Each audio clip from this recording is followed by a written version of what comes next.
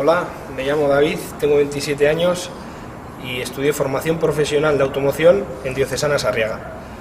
Y cuando hice las prácticas vine a este taller de Volvo y aquí llevo 5 años enredando con los camiones. Y en la formación profesional yo creo que es una cosa muy bonita para elegir, porque una vez que has acabado los estudios de bachillerato llega el momento de decidir, y una forma de trabajar es estudiar formación profesional.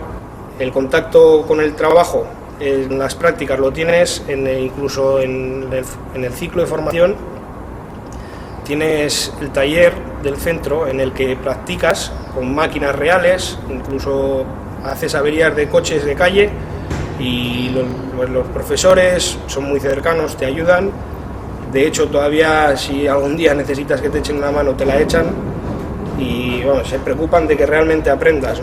El ciclo de automoción es un ciclo muy completo porque realmente das chapa y pintura. El segundo trata sobre todo de mecánica, electricidad, neumática, y eso el día de mañana te sirve de mucho. Incluso la formación laboral y lo que es calidad te sirve a la hora de, si tú vas a montar una empresa o incluso en el trabajo, conocer un poco los convenios, la forma en que funciona cada convenio y las horas de trabajo.